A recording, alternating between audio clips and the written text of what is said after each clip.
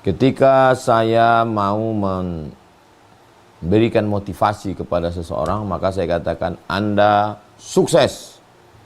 Saya melihat Anda sebagai seorang yang berhasil. Maka itu yang disebut dengan afirmasi. Kata-kata positif. Pembahasan pertama ya, apa itu afirmasi? Kata-kata positif, penegasan kepada diri, sehingga ditangkap oleh otak, dan otak akan mengirimkan pesan itu kepada mata, kepada telinga, kepada tangan, kepada kaki, sehingga dia akan berbuat, melakukan sesuatu. Itulah afirmasi. Jadi, kenapa kita melakukan sesuatu? Yang melakukan sesuatu ini badan, karena ada perintah dari otak. Kenapa otak menerima perintah? Ya karena afirmasi itu. Kamu sukses. Kalau sukses berarti bangun pagi.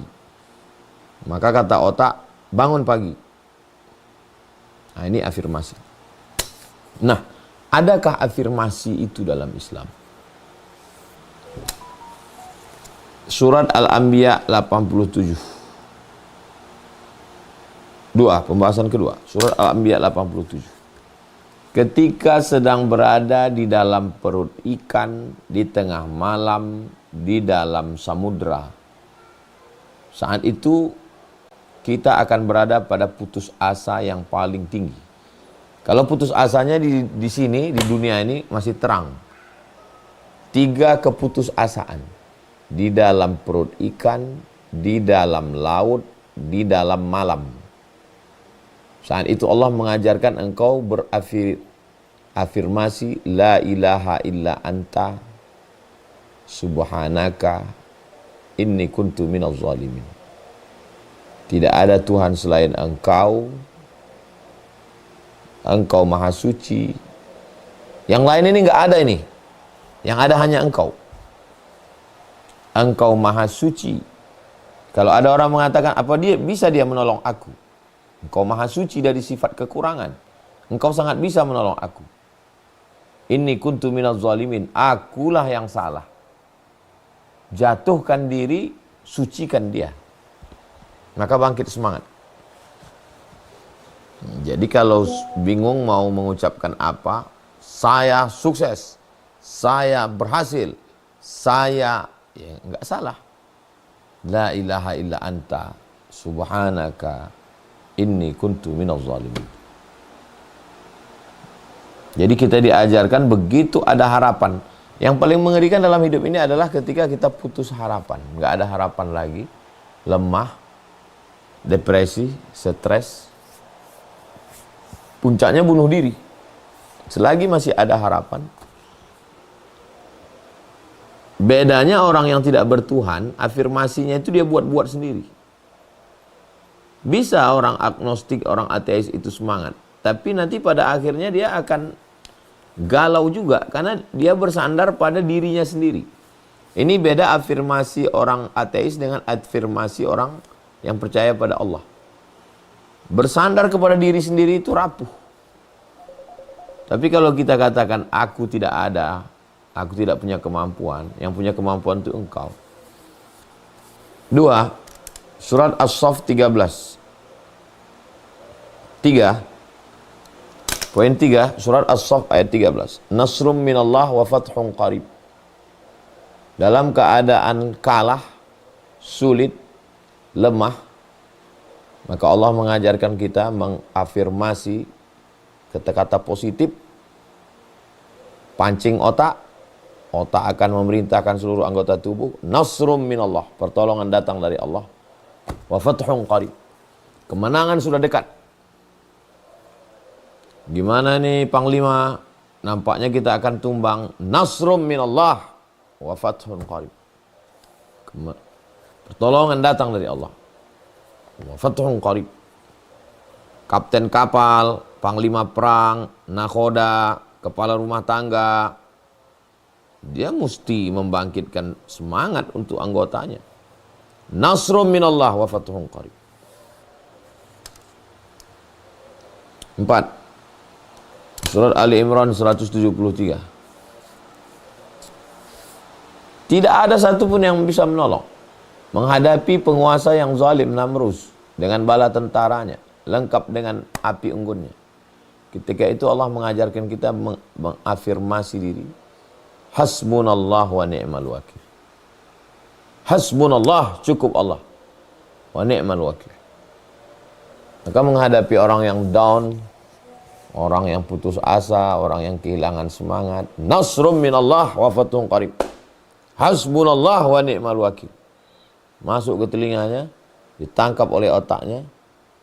Otak memerintahkan ke seluruh anggota tubuhnya, bangkit semangat. Jadi Islam itu rasional. Mau diteliti secara psikologis, mau diteliti secara ilmu apapun, ilmu motivasi. Hasbunallah wa ni'mal wakil. 5. At-Taubah 40.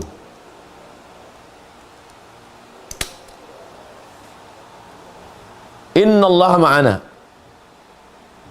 Kata Nabi SAW kepada Abu Bakar, Innallaha ma'ana, Allah bersama kita. Innallaha ma'ana, Allah bersama kita.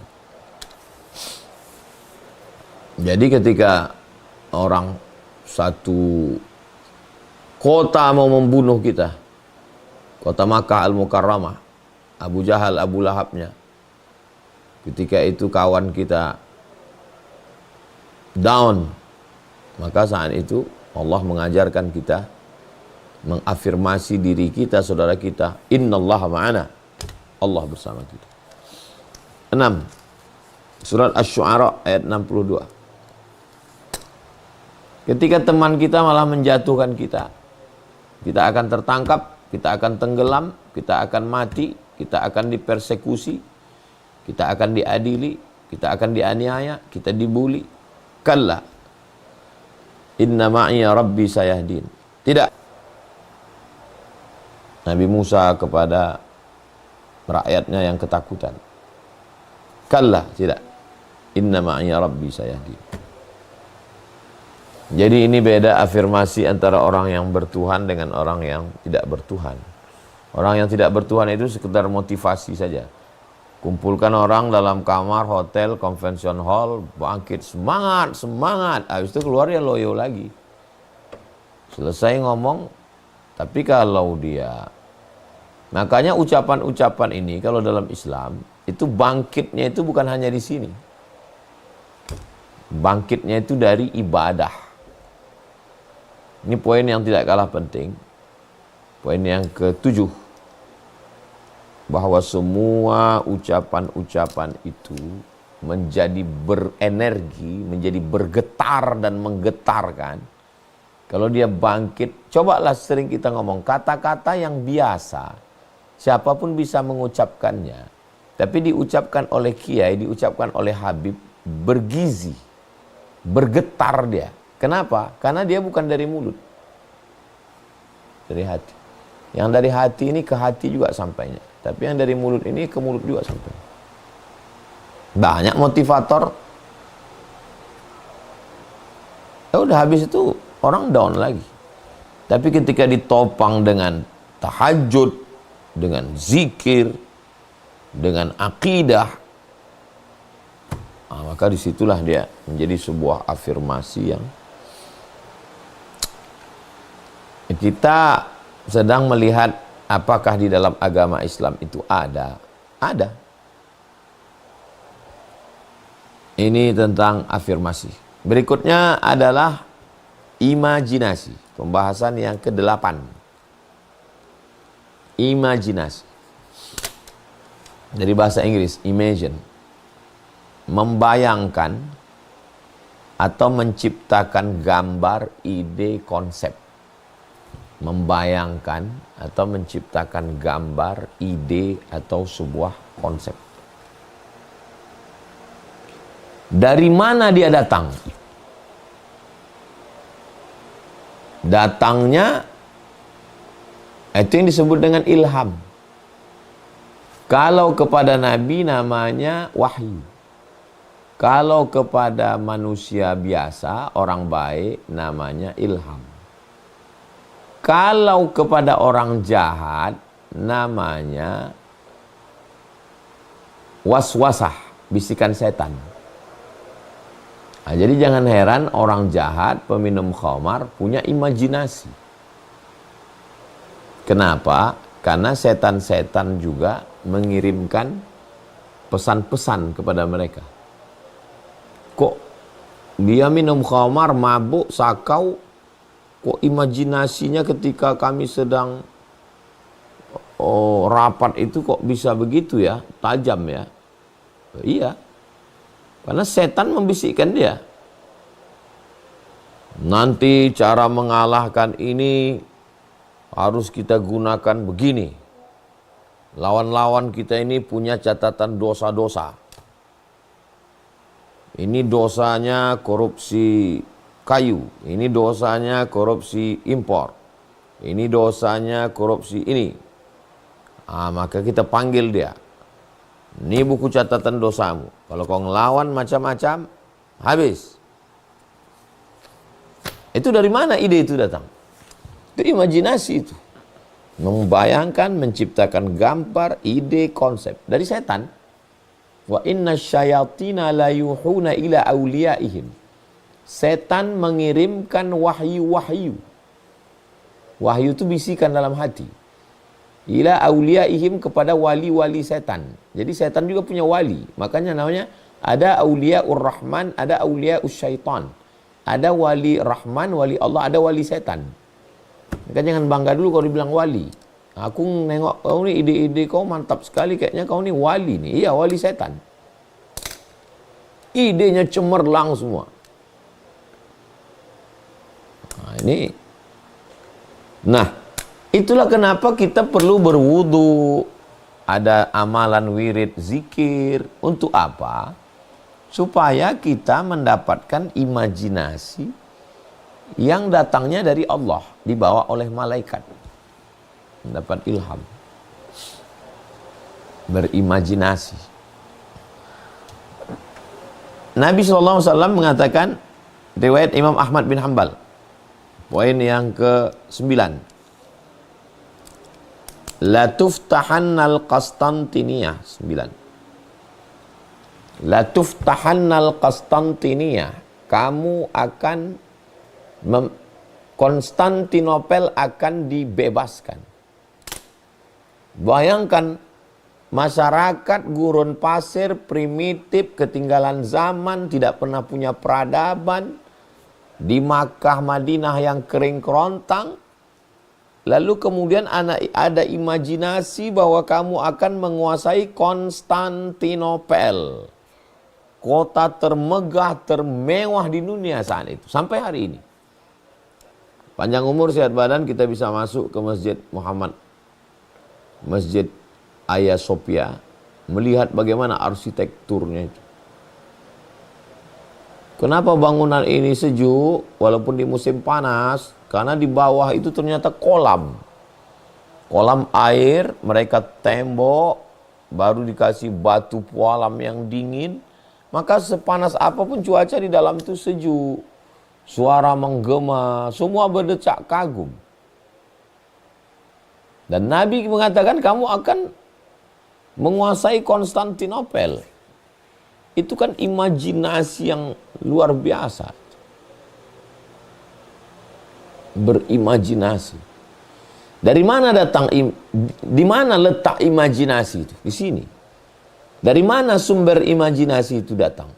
Bisa dari Allah, dibawa malaikat, bisa dari setan. Makanya imajinasi setan juga luar biasa. Orang-orang jahat itu untuk menguasai, imajinasinya juga hebat. Makanya kita mesti mendekatkan diri kepada Allah supaya dapat imajinasi yang benar. Saya kelas 3 SMP tahun 1993 datang ke rumah Imam Masjid Raya Medan. Rumahnya di Simpang Limun, namanya Syekh Jalaluddin Abdul Muttalib, Muallim Jalal. Habis sholat subuh, Assalamualaikum Syekh. Waalaikumsalam. Saya mau ke Arab. Saya waktu itu nggak tahu Mesir, nggak tahu Maroko. Pokoknya saya mau ke Arab. Dari mana saya dapat, sekarang kalau saya ketemu sama anak-anak SMP kelas 3, selalu saya pikir itu, berarti aku dulu sebesar kau inilah, waktu mau ke Arab itu. Dari mana saya berimajinasi tentang sekolah di Arab? Karena emak saya selalu bilang, dia selalu cerita tentang atuk dia, Syekh Abdurrahman. Atukku dulu di Makkah 7 tahun. Atukku dulu kitabnya 3 kereta kuda. Atukku dulu belajar di Masjidil Haram. Jadi cakap dia yang selalu bercerita tentang atukku itu masuk ke kepala saya. Saya berimajinasi, aku ingin ke Arab. Gimana caranya supaya aku ke Arab macam dia? Itu betapa pentingnya orang sekeliling kita memberikan gambaran yang positif. Saya baru merenungnya itu sekarang. Kok bisa aku dulu kelas 3 SMP datang ke rumah imam besar, minta kirim ke Arab. Beberapa waktu yang lalu datang beberapa anak pondok ke rumah ini, minta motivasi. Terus saya tanya, udah tamat pondok? Tamat Ustadz tahun ini. Kau mau kemana? Kau mau kemana? Enggak ada yang tahu mau kemana. Entah mereka malu, entah enggak punya imajinasi. Jadi saya selalu berpikir, berimajinasi, aku akan begini, aku akan begini. 4 tahun setelah itu baru saya berangkat. 5 tahun, 98 baru saya berangkat ke Mesir. Dan saya selalu berimajinasi, nanti aku akan LC, aku akan MA, aku akan doktor, aku akan profesor. Di buku saya waktu aliyah, saya tulis di buku saya, Profesor Abdul Somad. Datang kawan saya sebangku, kami sekolah tuh bangku panjang. Kata dia, tolong Mat, kau hapuslah profesor di nama kau ini. Aku takut kau gila nanti. Tak tercapai kau nanti gila kau. Sampai sekarang saya tidak gila, saya waras. Dari mana? Dari mana muncul pemikiran-pemikiran itu? Karena saya sekolah dulu di Muallimin Al-Wasliyah. Al-Wasliyah itu organisasi seperti Nahdlatul Ulama kalau di Jawa, di Medan, itu dia dapat jatah ke Libya.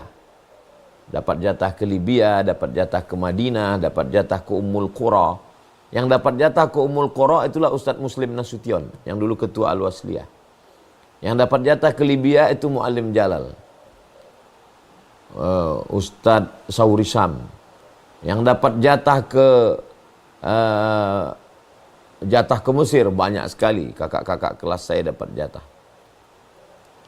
Jadi ketika mereka pulang, itulah yang dalam pikiran saya, ketika guru di kelas saya, wali kelas saya kelas 1 SMP, namanya Hajah Cik Tanti Taufik LC, masih hidup.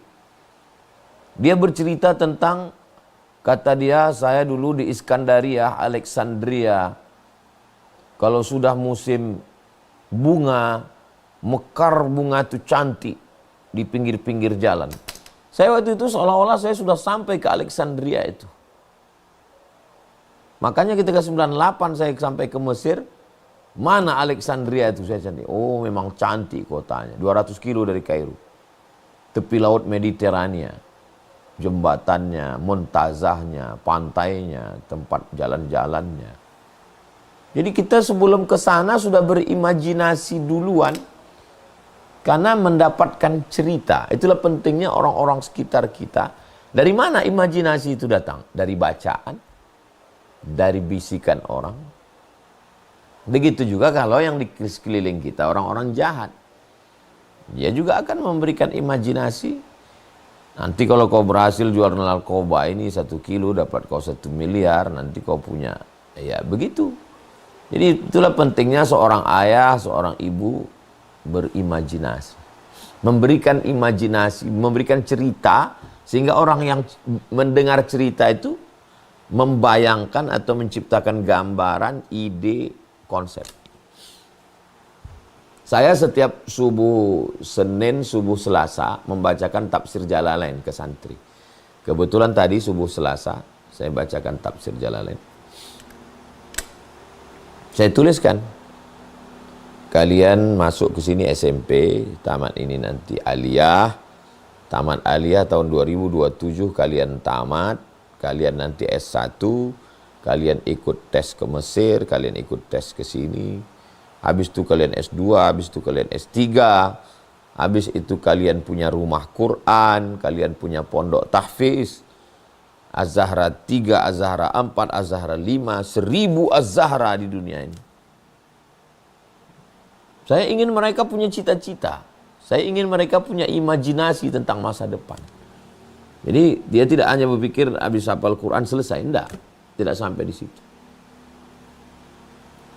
Saya menulis di laptop saya dulu sekitar 5-6 tahun yang lalu, 10 tahun yang lalu.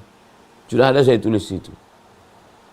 2015, 2016, 2017. Di kamar saya waktu di Maroko, waktu di Mesir di kamar saya gunting itu gambar pintu gerbang Maroko, saya tempel. Ini kepala saya tidur, di bagian kaki saya. Pokoknya saya mau tidur, saya melihat gerbang Maroko. Nanti aku mesti ke Maroko. Dari mana datang imajinasi itu? Karena kakak kelas saya. Kakak kelas saya sedang di Maroko. Aku mesti ikut dia. Nah, jadi selalu punya imajinasi. Salahkah berimajinasi itu? Enggak. Nabi SAW 3 yang akan kalian rebut. Kalian akan menguasai Yaman, kalian akan menguasai Syam, kalian akan menguasai Rom. Imajinasi. Tentu Nabi imajinasinya tidak, karena dia Nabi. Wa ma yantiqu anil hawa. Dia tidak bicara mengikut hawa nafsunya. In huwa illa wahyun yuha. Itu adalah wahyu dari Allah Subhanahu wa ta'ala. Berikutnya yang ketiga adalah visualisasi. Poin yang ke-10. Apa itu visualisasi?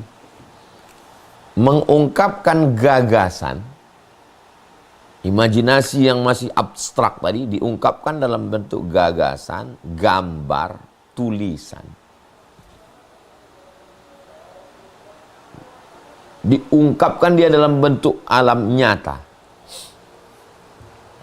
Adakah itu? Bisa dilihat dalam surat Ibrahim ayat 24. Poin yang ke-11. Contohnya dalam surat Ibrahim ayat 24. A'udzubillahi minasyaitonirrajim. Alam tara kaifa daraballahu mathala. Apakah kamu tidak melihat bagaimana Allah memberikan perumpamaan? Kalimatan thayyibatan. Kalimat la ilaha illallah. Kasyajaratin thayyibatin. Seperti pokok kayu yang kokoh. Asluha thabitun, akarnya menghunjam ke tanah. Wa far'uha fis sama, cabangnya ke langit. Akarnya menghunjam ke tanah, cabangnya ke langit. Pohon yang besar, akarnya menghunjam ke tanah, cabangnya ke langit. Itulah dia kalimat la ilaha illallah. Kita punya tauhid. Bagi sebagian orang tauhid itu apa sih tauhid? Tauhid itu benda apa? Ayam, terbayang ayam. Gajah, terbayang gajah. Gajah besar, ayam kecil. Tapi ketika tauhid, apa tauhid? Visualisasinya apa? Tauhid itu kasyajaratin thayyibatin, pokok kayu yang besar. Siapa yang pernah pergi mengambil madu, kayu tualang, 5 orang kami memeluknya, baru nyambung tangan kan. Asluha thabitun, akarnya menghunjam ke tanah, wa far'uha fis sama, pucuk rantingnya ke langit. Itulah tauhid. Nah, bagaimana mengungkapkan itu? Memvisualisasikannya. 12. Makanya ada dalam Al-Quran itu ada buku judulnya Al-Amthal fil Quran. Perumpamaan-perumpamaan dalam Al-Quran. Siapa yang bersedekah pahalanya banyak. Banyak. Terus gimana mengungkapkan, memvisualisasikan banyak itu gimana? Lihat surat Al-Baqarah 261. Kamathali habbah, satu biji, ambatat sab'a sanabil, tumbuh 7 cabang. Wa fi kulli sumbulatin mi'atu habbah, satu cabang ada 100, 200, 300, 400, 500, 600, 700. Wallahu yudha'ifu liman yasha'. Allah lipat gandakan lebih banyak lagi daripada itu. Wallahu wasi'un alim. Allah itu maha luas karunia-Nya. Berawal dari kata-kata, berubah menjadi pemikiran, wujud di alam nyata. Sebenarnya gambar zaman sekarang mudah. Orang berpikir tentang membangun sebuah Islamic Center. Maka dia tinggal yang pandai buat 3D. Ini bangunan Islamic Centernya. Di sekelilingnya ada ruko. Di situ ada klinik kesehatan, klinik gigi, klinik bersalin, klinik kulit, klinik kecantikan yang Islami. Di situ ada kantor-kantor, kantor MUI, kantor NU, kantor Muhammadiyah, kantor Perti, kantor Persis, kantor Matlaul Anwar. Di situ ada lapangan basket, lapangan sepak bola, futsal, supaya orang main futsal setengah jam sebelum azan maghrib, stop, sholat dulu. Lalu kemudian di situ ada tempat convention hall pernikahan, supaya acara walimahnya IO-nya itu Islami. Jangan lagi musik pakaian jahiliyah. Di situ ada UMKM. Sehingga orang-orang yang tidak punya toko, dia bisa letakkan barang. Keripik, kerupuk, peyek, bumbu pecal, madu. Semua kerajinan. Sehingga muncullah satu masjid paripurna. Nah, memvisualisasikannya di alam nyata, ya beberapa pakar menggambar. Maka dipresentasikanlah ini kepada gubernur, wali kota, bupati. Bapak akan meninggalkan apa nanti kalau sudah selesai jabatan ini? 5 tahun ini mau buat apa? Oh, ternyata kami bisa buat ini ya, Islamic Center. Iya, langkah pertamanya bebaskan tanahnya dulu. Setelah tanah dibebaskan, apakah akadnya wakaf atau dibeli Pemda atau masyarakat menghibahkan? Setelah itu baru bangunan. Terus nanti kalau bangunan selesai yang ngajar siapa? Kirim anak-anaknya. Anak-anak sekarang yang berprestasi hafal Quran kirim ke Mesir, kirim ke Yaman, ke Ahqaf. 4 tahun pulang. Mereka yang akan ini.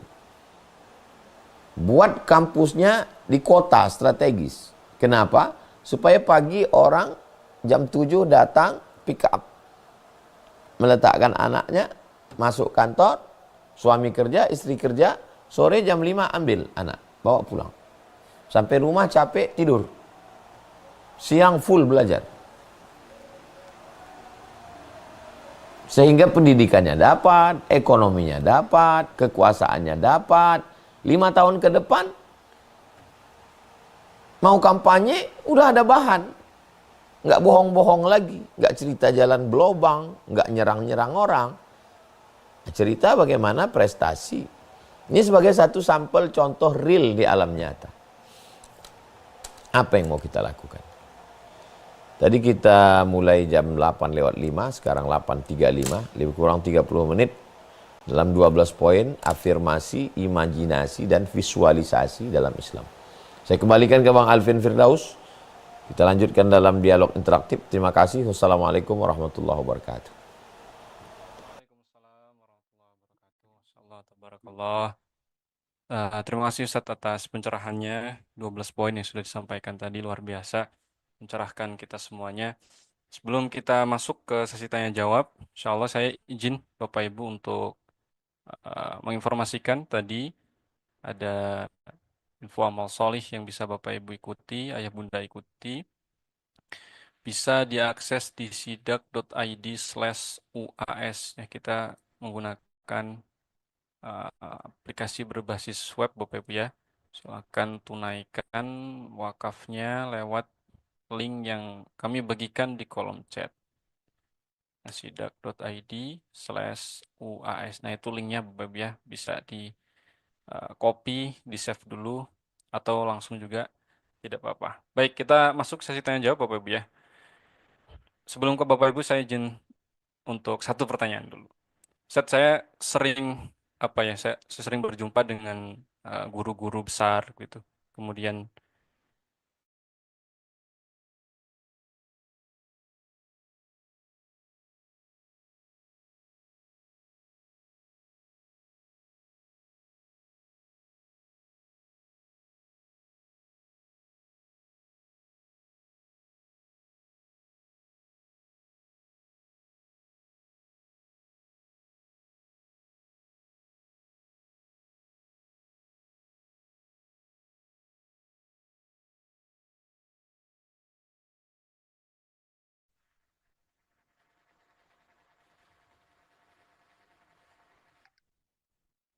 halo, cek suara saya masuk Bapak Ibu? Oke, masuk sekarang ya.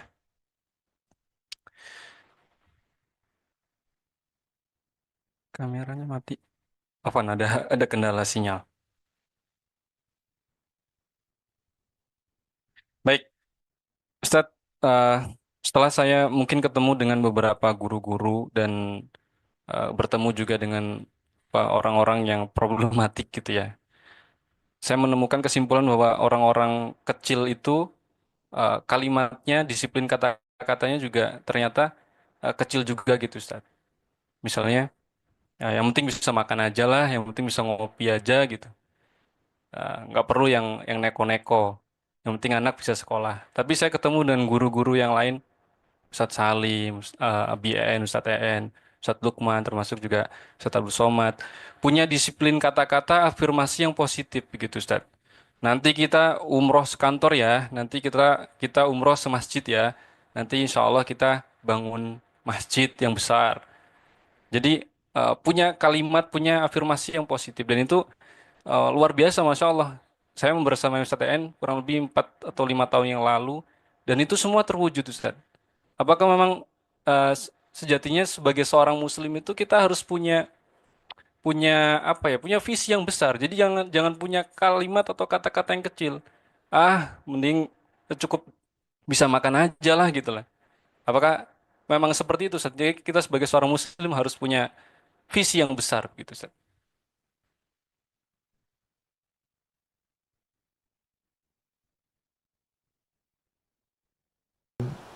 Ucapkan, maka alam akan membantu. Pikirkan, ucapkan, maka alam akan membantu. Itu ucapan orang ateis, dia tidak bertuhan. Coba perhatikan nanti kalau ada tokoh-tokoh yang ngomong, pikirkan, ucapkan, alam akan membantu. Karena ketika orang memikirkan, saya akan jadi ini, saya mau ini, lalu diucapkannya, maka pada saat itu alam semesta itu sedang tunduk. Dan dia pun sedang bersemangat untuk menundukkan. Bagi yang tidak bertuhan sekalipun percaya itu. Makanya sangat aneh kalau ada orang yang punya Tuhan, yang punya Nabi Muhammad SAW.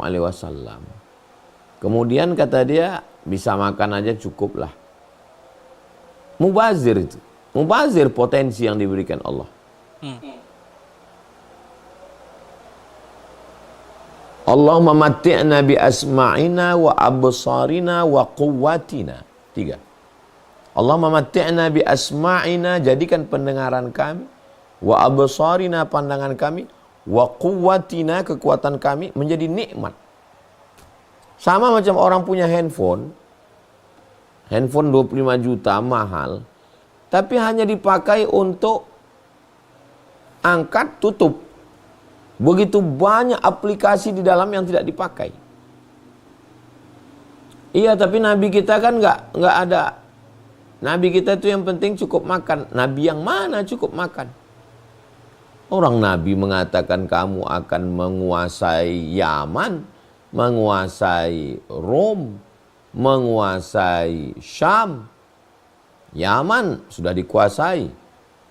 Syam, Suriah, Lebanon, Palestina, Yordania. Rom. Rom itu dua pendapat. Rom itu, ya Turki itu Rom. Rom yang sekarang ini Eropa. Jadi umat Islam mesti berpikir umat Islam akan menguasai Rom. Tapi bukan dengan kita datang bawa golok, kita sembelih orang Rom, bukan begitu. Dengan ilmu pengetahuan. Jadi innal mubadzirina kanu ikhwana syayatin. Orang mubazir saudara setan. Kalau ada orang yang terlalu simple, apalah yang mau kita cari hidup ini? Memang betul. Tapi kalau kita bisa berkuasa, kita bisa punya kemampuan finansial, kita bisa membahagiakan orang lain. Siapa orang yang paling bahagia? Man as'adun nas, man as'adan nas. Man as'adun nas, siapa orang paling bahagia? Man as'adan nas, orang yang bisa membahagiakan orang lain. Jadi kalau kita punya kekuasaan, kenapa Islam itu mesti menguasai Yaman, Syam, Rom? Untuk menyebarkan rahmatan lil alamin. Kalaulah khalifah-khalifah Abu Bakar, Umar, Utsman, Ali itu berpikirnya simple, pada masa pemerintahan Abu Bakar Siddiq mulai pengiriman pasukan bala tentara. Pada masa pemerintahan Umar bin Khattab itu sudah sampai ke Bahrul Qazwain. Bayangkan umat Islam sudah sampai ke Bahrul Qazwain. Bahrul Qazwain sekarang Caspian Sea, Rusia, Azerbaijan. Pada masa pemerintahan Utsman bin Affan, umat Islam sudah sampai ke Maroko. Belum 100 tahun. Coba hitung berapa negara dari Caspian Sea, Azerbaijan sampai ke Maroko. Kenapa mereka tidak duduk aja di Taman Raudhah, zikir-zikir, nunggu mati? Kenapa mereka nggak baca Quran aja di Masjidil Haram, Masjid Nabawi? Karena mereka tidak mau soleh individual. Islam ini harus menyebar ke seluruh dunia, dakwah. Masih banyak fakir miskin, anak yatim. Demikian Bang Alvin. Insyaallah kita langsung ke penanya berikutnya. Saya persilahkan Bapak Abdul Razak. Padahal Bapak buka mic-nya. Sampaikan pertanyaannya dengan singkat. Assalamualaikum warahmatullahi wabarakatuh, Ustaz. Waalaikumsalam warahmatullahi wabarakatuh. Ini mau tanya Ustaz, Hadiahkan untuk almarhumah tentang ibu, aman dan almarhum apa ayah. perbuatan Kita apa yang harus perbuat oleh saya. Saya banyak ujian Ustaz, iman saya sedang diuji. Di antaranya adalah diganggu oleh seorang perempuan wanita. Itu. Macam mana supaya saya kuat menghadapi ujian ini? Itu saja Ustaz. Assalamualaikum warahmatullahi wabarakatuh. Waalaikumsalam warahmatullahi wabarakatuh. Kalau saya diganggu orang, saya akan lapor polisi. Saya tidak sholat tahajud, saya tidak zikir. Saya langkah pertama, saya lapor polisi. Supaya dia tidak ganggu saya. Saya akan pergi ke Polda. Saya kasih. Yang kedua, baru saya ikhtiar berusaha kepada Allah dengan sholat hajat. Sholat tahajud, mendekatkan diri kepada Allah, berzikir, beramal soleh. Semua cara kita pakai, zahir dan batin. Demikian, Allahu a'lam bishawab. Baik, terima kasih Bapak Abdul Razak. Mudah-mudahan terjawab ya. Biar efisien kita langsung ke penanya berikutnya. Ibu Ummu Hasna. Assalamualaikum warahmatullahi wabarakatuh. Waalaikumsalam. Assalamualaikum warahmatullahi wabarakatuh. Ustadz Afwan mungkin agak melenceng dari tema. Ingin bertanya tentang dosa kifayah, Ustadz. Saya pernah mendengar bahwa dosa kifayah itu tidak akan berhenti kecuali kewajiban kifayahnya sudah terlaksana, dan katanya kewajiban kifayah dalam syariat itu hampir ada 90%, sementara saat ini kan yang terlaksana hanya nikah, talak, cerai rujuk saja ya, terutama di negara kita. Nah, kalau ternyata benar dosa kifayahnya tidak berhenti, lalu solusinya seperti apa yang bisa kita lakukan supaya dosa kifayah itu berhenti? Syukran, jazakallah khairan Ustaz. Wassalamualaikum warahmatullahi wabarakatuh. Assalamualaikum. Fardu ain wajib saya sendiri melakukan. Sholat, puasa, zakat. Kalau saya sudah sholat, sudah puasa, sudah zakat, selesai. Fardu ain. Fardu kifayah, fardu yang diwajibkan untuk seluruh kita. Tapi kalau dilakukan oleh satu orang cukup. Udah dia aja. Memandikan jenazah, wajib kita semua. Tapi Bang Alvin melaksanakan kifayah, cukup. Itu yang ada di dalam literatur, istilah, etimologi, terminologi, istilah-istilah dalam Islam. Hanya fardu ain dengan fardu kifayah. Sekarang banyak orang-orang yang bukan ahli agama Islam bicara agama Islam. Dia membuat istilah-istilah yang menurut dia unik. Tapi bagi orang yang mau belajar Islam itu membingungkan. Salah satunya inilah dosa kifayah. Ambil sana, ambil sini, cocok-cocokkan. Itu makanya perlunya belajar dulu agama Islam secara sistematis. Belajarnya runut. Kalau fikih hatamkan dulu. Fikih Islam Syekh Sulaiman Rasyid. Nah, setelah itu barulah. Kalau tidak nanti bingung dia. Terlalu banyak istilah-istilah yang dibuat oleh orang yang tidak. Dosa-dosa yang dilakukan oleh orang banyak, yang kita ikut dapat aliran dosanya karena kita tidak melakukan nahi mungkar. Kalau saya diam menengok orang melakukan perbuatan zina, LGBT, maka itu saya ikut dapat, walaupun saya tidak melakukan.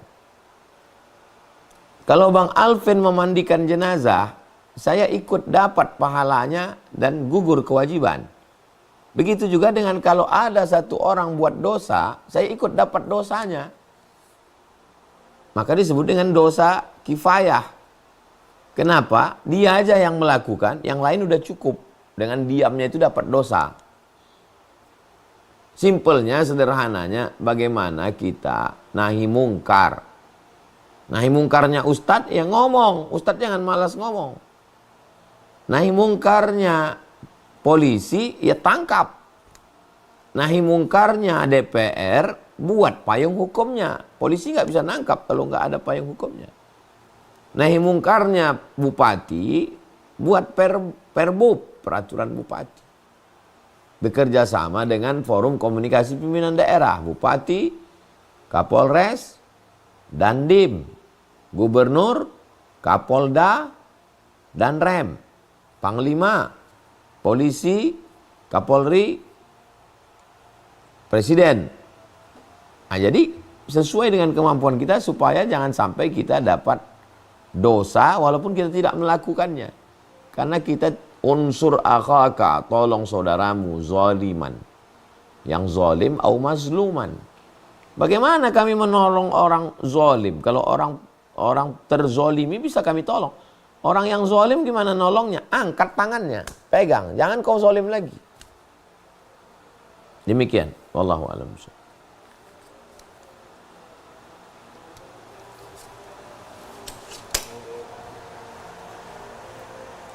Bapak Ahmad Wiranto.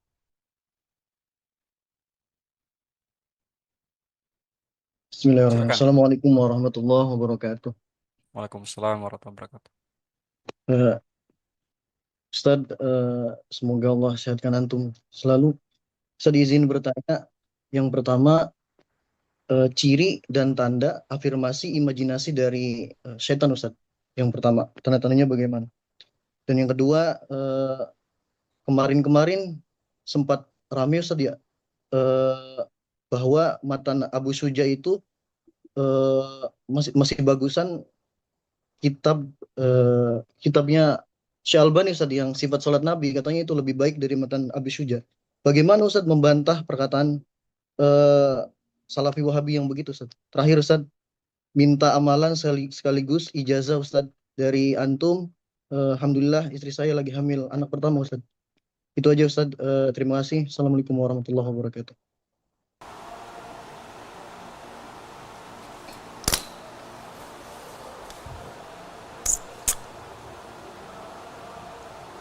Belajar fikih mazhab Syafi'i, kitab yang paling rendah matan takrib. Matan artinya syair-syair yang disusun.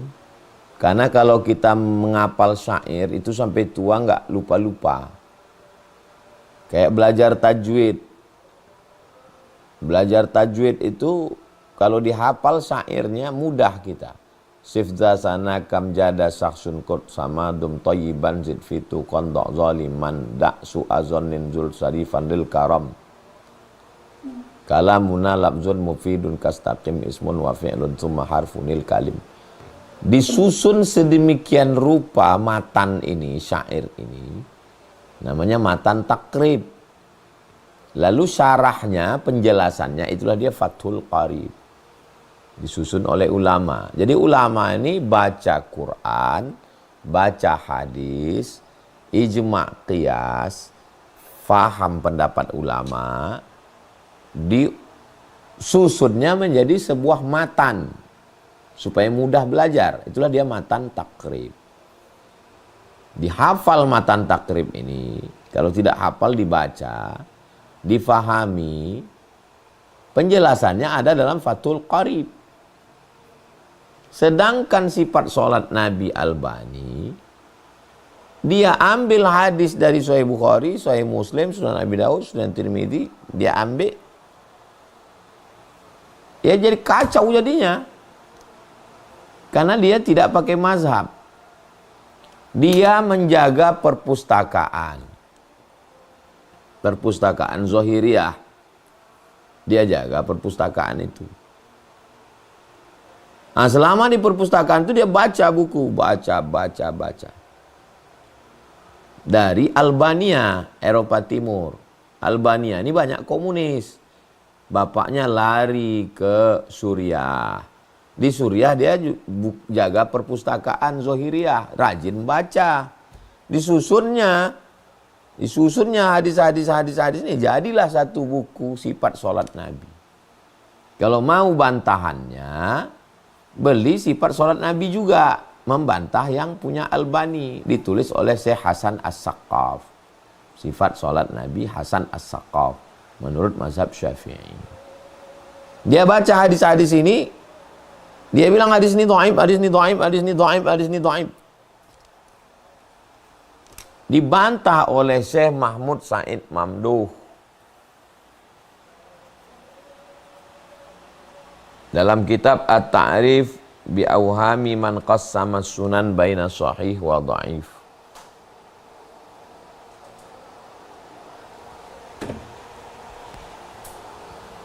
Enam jilid. Itu yang warna coklat. Ya.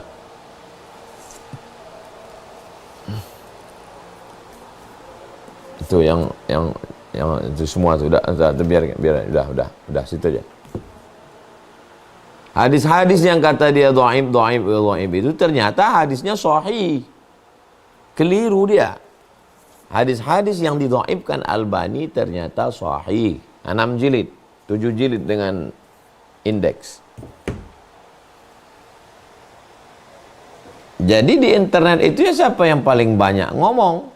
Kebetulan yang paling banyak ngomong ustadz-ustadz Wahabi. Mereka angkat Albani. Mana ustadz-ustadz yang mazhab Syafi'i mana di pondok?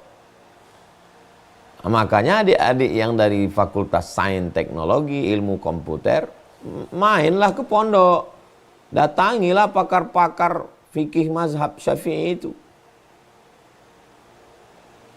Saya mau beli laptop nih. Saya nggak tahu mana laptop yang paling bagus. Sampai di pameran jual laptop, mana yang paling banyak ngomong, itulah yang saya beli. Ini laptop bagus pak, begini, begono, begini. Jadi di medsos ini tergantung mana yang paling banyak ngomong.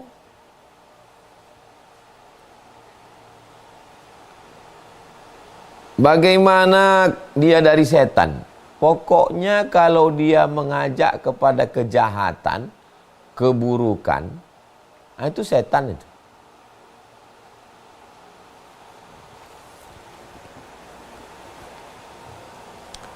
Ada orang, dia tidak, setan ini tidak kerjanya langsung buruk, enggak. Setan itu tidak ngajak, ayo berjudi, enggak gitu dia. Ayo berzina, tidak gitu. Dia ujungnya nanti baru ketahuan. Kata setan ini, sebelum ketahuan setan, kata dia, cobalah kau merantau ke kota. Kan bagus bisikannya itu. Merantaulah ke kota. Merantau dia ke kota. Orang ini merantau ke kota. Sampai di kota, duitnya hilang. Duitnya hilang, galau. Di tengah galaunya itu datang bisikan. Coba jual roti canai. Jual roti canai. Roti canai macam roti Maryam. Apa salahnya jual roti canai? Bagus. Jual roti canai dapat puluhan ribu ringgit. Ini kejadiannya di Malaysia. Dalam 1 bulan. Habis itu datang lagi bisikan. Pergilah engkau ke Demak. Nanti lihat silsilahmu. Bagus. Nggak ada salahnya. Ini yang cerita Syekh Jahid. Mursyid Tarekat Naqsabandiyah. Pergi orang ini ke Demak. Tengoknya di tiang masjid. Kata dia, nasab dia ada. Habis itu, amalkan solawat ini. Bagus. Ngamalkan solawat. Nanti kalau ada orang yang sakit, bacakan solawat ini. Setiap ada orang sakit dibacakan solawat, sembuh. Sehat. Terus, kalau kau sholat, pahalanya 1. Tapi kalau kau nyembuhkan orang, pahalanya 5. Berhenti dia sholat. Lihat bagaimana setan bekerja. Dia giring dulu. Ujung-ujungnya baru di golnya itu. Akhirnya dia nggak sholat. Orang semua udah bilang wali. Ini wali ini, karena apapun penyakit sehat. Kenapa dia nggak sholat? Karena 1 kali nyembuhkan orang, 5. Kalau 1 kali sholat, pahalanya 1.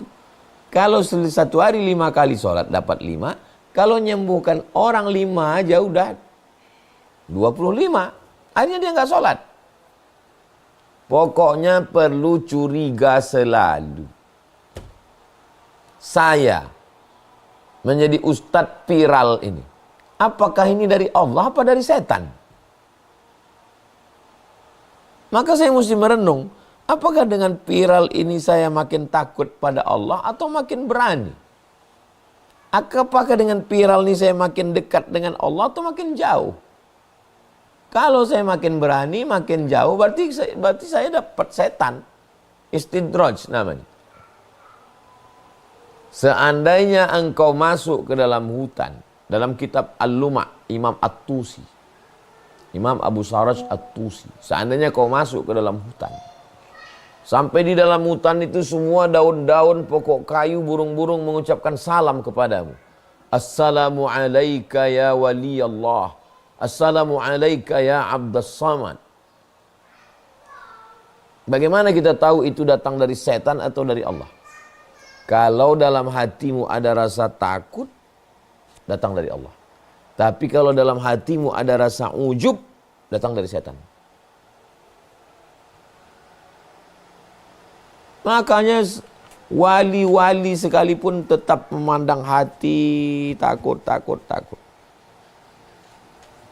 Masalah doa nanti di akhir majelis kita bacakan Al-Fatihah, kita doa serentak semua. Demikian Bang Alvin. Untuk Bapak Ibu yang bertanya, yang japri-japri, nggak akan saya kasih kesempatan kecuali Bapak Ibu buka kamera. Ya, buka kamera, kemudian ada fitur raise hand di situ. Jadi jangan lewat japri ya. Cukup banyak yang masuk. Raise hand saja dan buka kameranya sebagai wujud adabnya, begitu ya. Oke, kita lanjut. Bapak Rusmin Ali.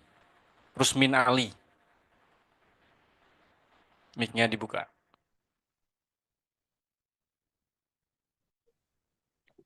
Betul, Bapak. Baik, terima kasih. Bismillahirrahmanirrahim. Assalamualaikum warahmatullahi wabarakatuh. Waalaikumsalam. Salam kenal Ustaz dari Labuan Bajo, Nusa Tenggara Timur. Jadi di sini saya mengutip tadi ada yang pertama yaitu mengenai afirmasi, kata positif untuk penyemangat diri.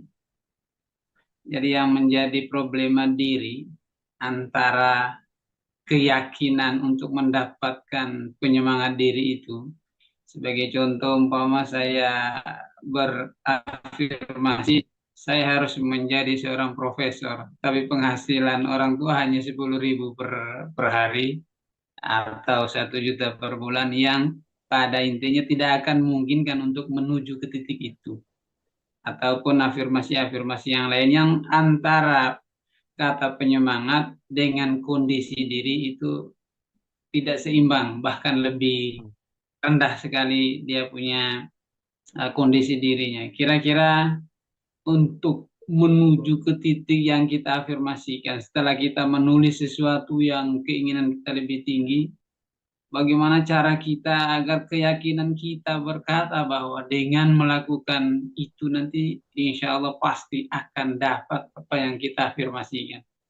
Ini kaitan dengan iman kita ini Ustaz. Kadang kelas-kelas kita ini antara yang kita inginkan, kadang kita tidak percaya diri mampu tidak tercapai atau tidak. Kira-kira kita apa yang harus kita lakukan Ustaz? Terima kasih. Dari Labuan Bajo, saya Minali. Assalamualaikum warahmatullahi wabarakatuh. Waalaikumsalam. Saya sampai ke Mesir tahun 98. Ada duit $400. Saya simpan di dalam buku. Tidak saya makan duit ini selama 2 tahun. Saya cukupkan beasiswa saya. Orang tua saya nggak pernah ngirim duit. Ada duit dia, ada duit dia. Dia tidak fakir miskin. Cuman saya bilang jangan kirim duit. Tahun 2000, $400 nih saya pakai. 300 untuk beli visa. Beli visa umroh waktu itu 300. Visa haji $300. 100 untuk ongkos kapal laut yang tidak ada kamar. Tidurnya di dek atas. 2 hari 2 malam. Sampai di Makkah, sampai di Jeddah, dari Jeddah ke Makkah, semua kerja kami kerjakan. Dari mulai motong bawang, merebus telur ayam, membagi nasi kotak, membawa jamaah, semua. Masuk ke airport King Abdul Aziz Airport. Gimana caranya masuk ke King Abdul Aziz Airport itu? Kita nggak punya pas, kita mahasiswa. Masuk ke dalam truk. Masuk ke dalam truk, tutup kardus-kardus. 1 bulan nggak keluar dari airport. Membagi nasi kotak ke jamaah haji. 1 hari 60 rial. Untuk biaya hidup nanti balik ke Mesir. Lalu kemudian habis selesai jamaah haji, pulang semua sudah jamaah haji, sunyi Makkah itu. Tawaf di sekeliling Makkah itu, tawaf itu 7 kali, putar 7 kali mencium Hajar Aswad. Nanti nggak ada orang, mencium Hajar Aswad. Apa kata orang? Kalian yang terakhir nih kena deportasi semua kalian. Kapal sudah habis semua. Kalian kena pulangkan ke Jakarta. Sampai ke kantor muassasah. Ada paspor kami. Ada paspor. Ini paspor. Pergi ke Jeddah. Tiket pulang ke Kairo masih ada. Masih ada tiket. Masih hidup lagi tiket itu pulang. Pulang. Sebelum pulang sempat lagi beli tip. Dibeli. Karena di Saudi nggak ada pajak. Nanti sampai di Kairo dijual duit untuk biaya hidup. Saya tak mau berteori. Saya bukan motivator yang semangat. Rupanya anak orang kaya. Pembohong itu. Saya S1, S2, S3, pontang-panting, tunggang langgang, lintang pukang. Saya bukan anak pejabat. Saya bukan anak orang kaya. Saya berpikir, saya berusaha, mesti dapat saya.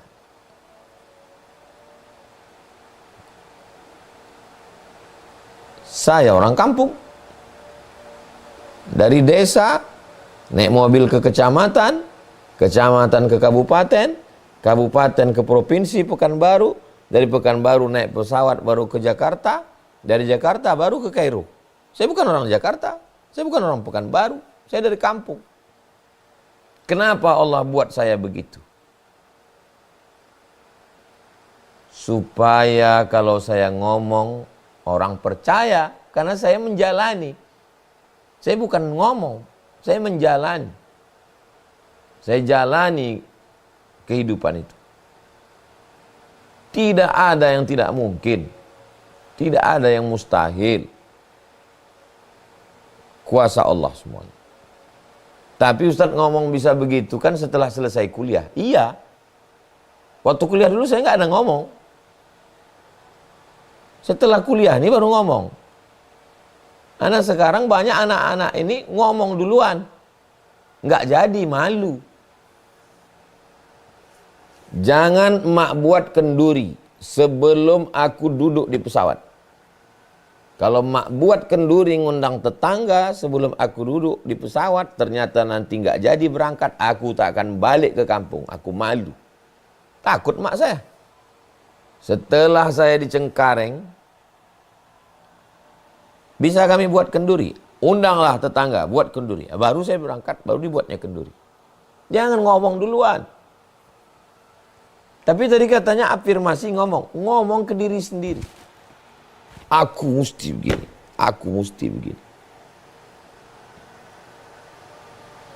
Nanti kalau bapak, ibu pergi umroh. Di samping Zamzam Tower ada hotel, sekarang namanya Tower Makkah, Makkah Tower. Itu dulu hotel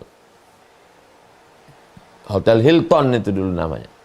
Itu tempat suci dalam tanda kutip bagi mahasiswa. Disitulah mahasiswa duduk, nongkrong, bercerita tentang masa depan. Saya tidak berpikir pulang habis S1. Kumpul semua sama kawan-kawan. Kau dari mana? Aku dari Irak. Gimana belajar di Irak? Oh, Irak gratis, man. Apa nama universitasnya? Universitas Saddam Hussein ngasih gratis. Ke Makkah bisa haji tiap tahun. Bisa haji tiap tahun. Kalau bisa haji tiap tahun bisa kerja, dapat duit. Berarti nggak perlu minta ke rumah. Gratis, bisa haji tiap tahun. Oke, masuk checklist. Baghdad, Saddam Hussein. Kau dari mana? Dari India. Cemana di India? India murah. Hidup murah. Bisa haji tiap tahun? Bisa. Cuma naik pesawat, tiket mahal. Apa kelebihan lain? Bahasa Inggris lancar. Berarti kalau S2 di India, S3 bisa ke UK. Mesti ini semua di kepala. kumpul semua. Masalah mana yang jadi nanti. Kami bukan generasi selonjoran, dikit-dikit healing. Tapi kami pun bukan pula generasi yang nggak pernah jalan-jalan. Kalau udah bulan Juli, bulan Agustus, full libur, ya main jalan-jalan. Bawa telur ayam 1 pak, bawa mie instan, bawa minyak goreng, tomat, cabai, naik kereta api dari Kairo ke Alexandria. Tiket setengah karena mahasiswa, setengah. Sampai sana sewa villa 3 kamar, isi 30 orang. Tidur macam ikan sarden. Seminggu baru pulang. Jalan-jalan ya jalan-jalan, liburan ya liburan. Foto gaya di pantai ada juga. Tapi kalau lagi belajar serius. Jangan keterbatasan karena orang tua susah, karena tinggal di kampung menjadi halangan. Nanti datang ke Riau saya tunjukkan di mana tinggal kampung saya. Bukan orang kota, saya orang desa. Saya terbang melewati batasan-batasan itu ke Mesir. Nggak cukup S1, lanjut lagi S2 ke Maroko. Lanjut lagi S3 ke Sudan. Pokoknya aku mesti jadi dosen di Brunei Darussalam. 17 lamaran, masih ada saya simpan di laptop. Mufti, sekolah tahfiz, college university perguruan agama, sekolah Arab, Universitas Brunei Darussalam, Universitas Sultan Syarif Ali, jabatan mufti, pegawai kerajaan, jawatan kuasa agama Islam. Tulis semua, simpan file, masukkan semua. Satu pun nggak ada nyangkut. Pulang.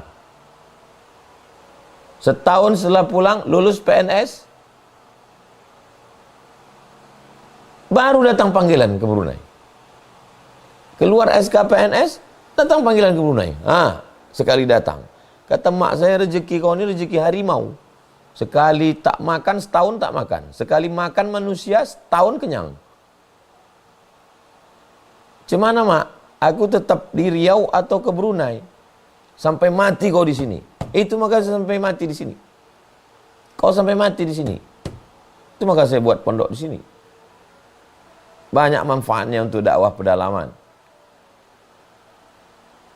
Tetap saya bisa mengajar. Di Malaysia saya tetap mengajar setiap 6 bulan sekali. Universiti Malaysia Sabah, Universiti Islam Melaka, Universiti Islam Sultan Syarif Ali. Saya bilang sama Pak Rektor, saya untuk mengajar kelas saya tak sanggup, tak ada waktu. Tapi kuliah umum. Oke Ustaz, kuliah umum aja nggak apa-apa. Begitu Bang Alvin. Wallahu a'lam bishawab.